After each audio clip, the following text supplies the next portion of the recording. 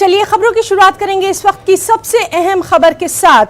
वज़ीर-ए-आज़म नरेंद्र मोदी वाराणसी पहुंच गए हैं। उन्होंने यहां काशी के ललिता घाट पर गंगा में डुबकी लगाई, पूजा अर्चना की। अब से थोड़ी ही देर में पीएम मोदी काशी विश्वनाथ कॉरिडोर का इफ्तिताह करने वाले हैं। पीएम के वाराणसी पहुंचने पर उनका जबरदस्त इस्तकबाल किया गया। पीएम के स्वागत के लिए लोगों की भीड़ नजर आई। काशी विश्वनाथ कॉरिडोर पीएम मोदी का ड्रीम प्रोजेक्ट है। आपको बताएं कि इस तकरीब में वज़ीर आला योगी आदित्यनाथ, बीजेपी सदर जेपी नड्डा और दीगर रियासतों के वज़ीर आला भी शरीक हो रहे हैं। इसके अलावा मुल्क भर के 3000 से ज्यादा साधु संत और मुमताज शख्सियात शरीक हो रही हैं। काशी विश्वनाथ धाम प्रोजेक्ट 800 करोड़ रुपए की लागत से मुकम्मल किया गया है। मज़कूरा प्रोजेक्ट से मंदिर और दरियाए गंगा के दरमियान सीधा राब्ता कायम हो जाएगा। काशी विश्वनाथ कॉरिडोर के इफ्तिताह को लेकर वाराणसी को किसी दुल्हन की तरह सजाया संवारा गया है।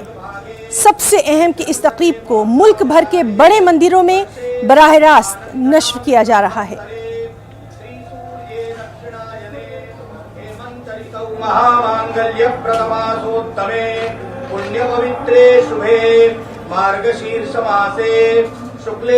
नाज़रीन, बेहद अहम इस वक्त की खबर आप देख रहे हैं कि किस तरह से पीएम नरेंद्र मोदी यहाँ पर पूजा अर्चना में है। अब से थोड़ी देर में पीएम मोदी काशी विश्वनाथ कॉरिडोर का इफ्तिताह भी करने वाले हैं।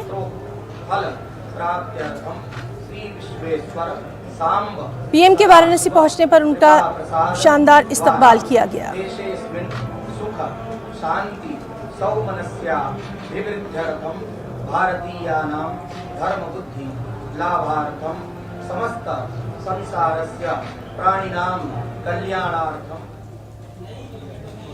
और नाज़रीन, इस बेहद अहम खबर से मुताल्लिक़ तमाम तर अपडेट लगातार हम आपको पहुंचाते रहेंगे। एक और बेहद अहम खबर हिंदुस्तान के लिए बेहद खुशी इस वक्त की सबसे बड़ी खबर और उस परिवार से हम आपको मिलवाने जा रहे हैं। 21 साल बाद भारत को वो ताज मिला है, मिस यूनिवर्स का खिताब दिलाने वाली हरनाज संधू के घर हम मौजूद हैं, उनके परिवार के साथ मौजूद हैं।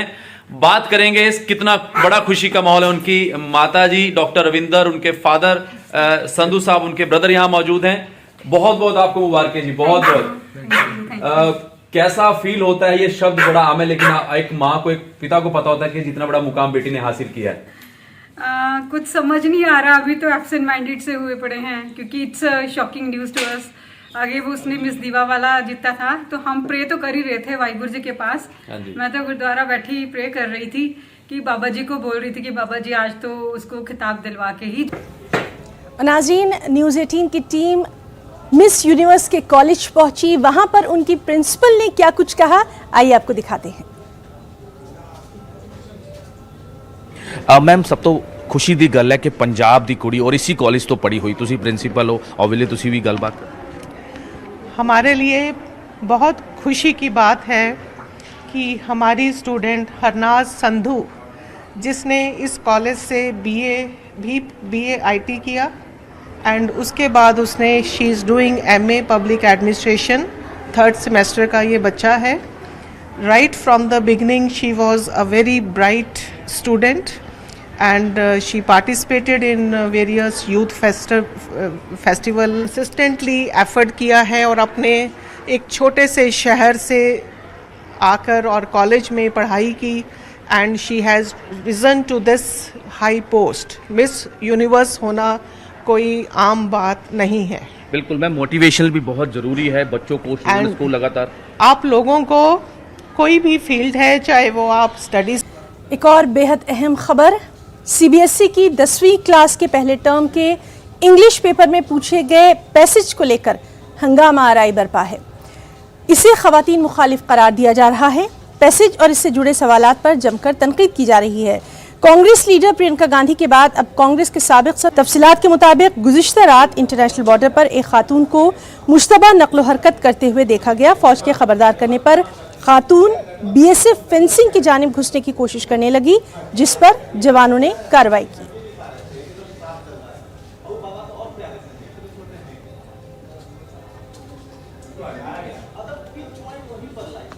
कि बढ़ता जा रहा है। रुकन असेंबली शशि थरूर ने भी मरकजी वजीर बराए सखाफती उमूर जय किशन रेड्डी को इस सिलसिले में एक खत लिखा है। इस पूरे मामले पर न्यूज़ 18 उर्दू ने कांग्रेस के रुकने पार्लियामेंट अब्दुल खालिक से बातचीत की है। की हालत खस्ता है, लेकिन मरकजी हुकूमत की तरफ से जवाब दिया गया है कि वो उसकी मरम्मत नहीं कराएगी। इस पूरे मामले को लेकर विवाद और तनाज़ा शुरू हो गया है। हमारे साथ हैं कांग्रेस मेंबर पार्लियामेंट अब्दुल खालिक साहब। अब्दुल खालिक साहब, सरकार की तरफ से ये जवाब दिया जा रहा है, कई तरह के उसमें हवाले दिए गए हैं कि यह प्रोटेक्टेड मोनूमेंट नहीं है, हमारे अंडर नहीं आता है, एसआई के तहत नहीं आता, इसलिए हम इसकी मरम्मत नहीं कराएंगे। देखिए, सरकार का ये ड्यूटी बनता है। जामा मस्जिद सिर्फ मुसलमान का प्रॉपर्टी नहीं है, जामा मस्जिद नेशनल मोनूमेंट है। आपका डेफिनेशन में क्या होते हैं वो बात अलग है, लेकिन ये नेशनल मोनूमेंट है। यहाँ के साथ मौलाना अबुल कलाम आज़ाद की मेमोरी इन्वॉल्व है, यहाँ के साथ स्वामी श्रद्धांजलि के मेमोरी इन्वॉल्व है, और ये नेशनल मोनूमेंट है, सालों से ये है। तो ये सरकार के ड्यूटी बनते हैं, मिनिस्ट्री ऑफ कल्चर के ड्यूटी बनते हैं, मिनिस्ट्री ऑफ माइनॉरिटी अफेयर्स के ड्यूटी बनते हैं, आर्कोलॉजी डिपार्टमेंट के ड्यूटी बनते हैं, इसका हिफाजत करे, इसका रिपेयरिंग हो, जो भी काम का जरूरत है करना चाहिए। ये सरकार का ड्यूटी बनता है, कर्तव्य बनते हैं। लेकिन अगर देखें तो जब भी जामा मस्जिद की मरम्मत हुई अब तक, कभी मौलाना आज़ाद ने, दूसरे लोगों ने जब भी कराई, एएसआई ने की इसकी मरम्मत, लेकिन स्पेशल केस के तौर पर फंड जारी किया गया। मेरा जो कहना है, सरकार को ड्यूटी बनता है, ये देश का प्रॉपर्टी है, देश का मोनूमेंट है, इसीलिए सरकार का ये सेंट्रल वक्फ काउंसिल भी है, मिनिस्ट्री ऑफ माइनॉरिटी अफेयर्स भी है, मिनिस्ट्री ऑफ कल्चर भी है, आर्कोलॉजी डिपार्टमेंट भी है, सारे को ड्यूटी बनता है। कौन करेगा? सरकार तय करे। कि 2005 में सऊदी सरकार ने इस मामले को लेकर फंड का जो मसला एक खड़ा होता है कि दिल्ली वक्फ बोर्ड के तहत आता है और दिल्ली वक्फ बोर्ड कराए, दिल्ली सरकार कराए, ये तमाम चीज़ें आती हैं, तो फंड का एक मसला ज़रूर है। तो फंड क्या मानते हैं सरकार को इस मामले में जारी करना चाहिए? देखिए, अगर सरकार के पास फंड नहीं है, सरकार बोलना चाहिए। अगर सरकार के पास फंड नहीं है तो देश का जो ये ईमानदार लोग हैं, जो विश्वासी लोग हैं, वो लोग फंड वो अरेंज हो जाएगा। मैं नहीं बोलेंगे सऊदी से लाना होगा, देश के मुसलमान के पास इतना तो पैसा है ताकि अपना जो मोनूमेंट है इसको हिफाजत करे, इतना पैसा हो जाएगा। लेकिन सरकार को ड्यूटी बनते हैं। और देखो, कोई स्वामी जी ने बोला, कोई विश्व हिंदू परिषद का कभी बोलेगा ये लोग जी ये राम मंदिर का मूवमेंट आज़ादी का मूवमेंट से, आज़ादी का आंदोलन से भरा है, ये कोई बात होता है क्या? और ये उन लोग का बोलना नेचुरल भी है, क्योंकि आरएसएस बोलो या विश्व हिंदू परिषद बोलो, ये लोग कभी आज़ादी का जंग में ये लोग पार्टिसिपेट नहीं किया था। कैमरामैन फिरोज वानी के साथ खुर्रम शहजाद, न्यूज़ 18 दिल्ली। इसी के साथ वक्त एक छोटे से ब्रेक का, जल्द लौटेंगे।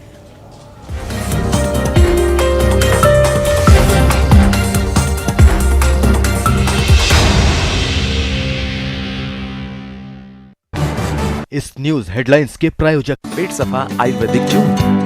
पेट सफा, हर रोग दफा।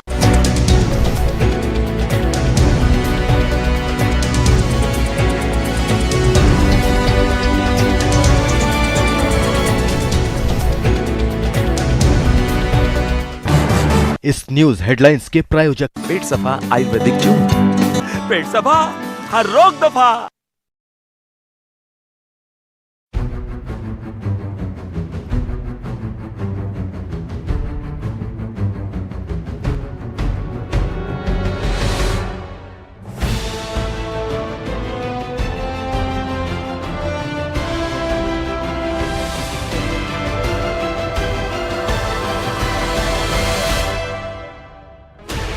Sixteen channels, 15 languages, 26 states, 1,200 plus reporters, 66.9 crore viewers. India's largest news network, News 18 Network.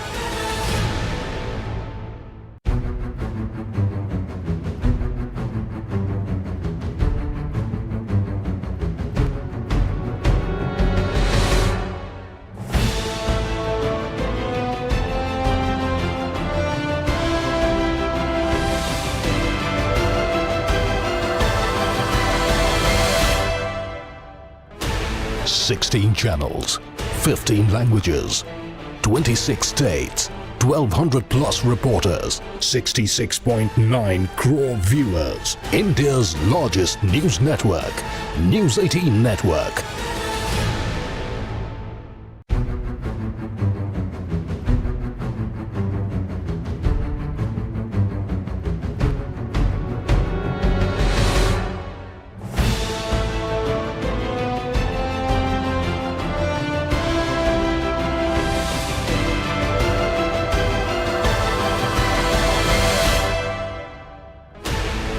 16 channels, 15 languages, 26 states, 1200 plus reporters, 66.9 crore viewers. India's largest news network, News 18 Network.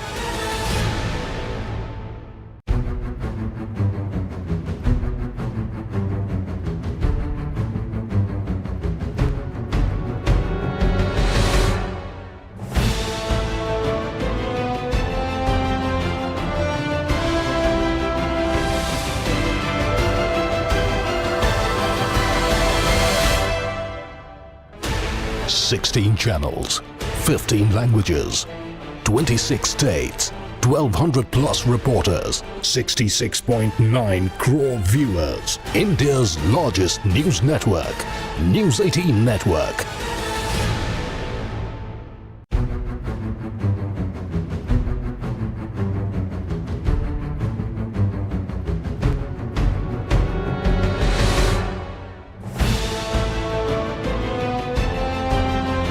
News headlines के प्रायोजक पेट सफा आयुर्वेदिक जून। पेट सफा हर रोग दफा।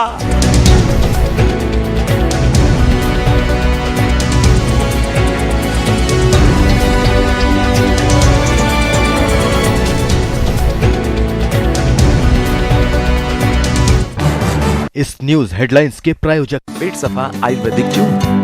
पेट सफा हर रोग दफा।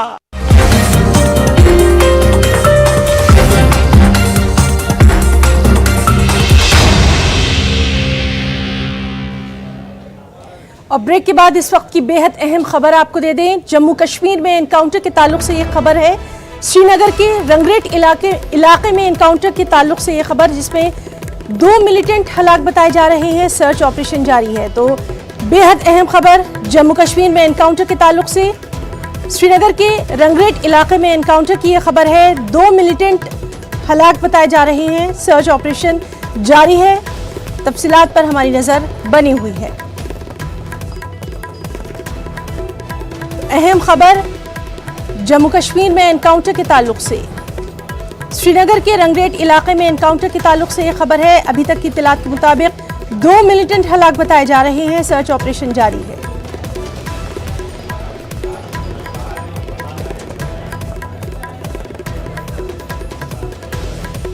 तो इस वक्त की बेहद अहम खबर जम्मू कश्मीर में एनकाउंटर के ताल्लुक से। श्रीनगर के रंगरेट इलाके में एनकाउंटर, 2 मिलिटेंट हलाक बताए गए हैं। सर्च ऑपरेशन जारी है। लगातार मजीद तफसीलात पर नजर बनी हुई है।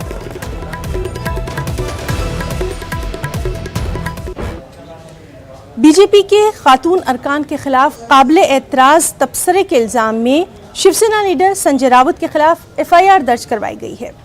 रावत ने अपने रद्देअमल में कहा है कि उन्हें डराने और उनकी आवाज को दबाने के लिए ही मुकदमा दर्ज किया गया। पूछे बगैर दिल्ली में मेरे खिलाफ मुझे पूछे बगैर कि क्या है, एक FIR दर्ज कर दी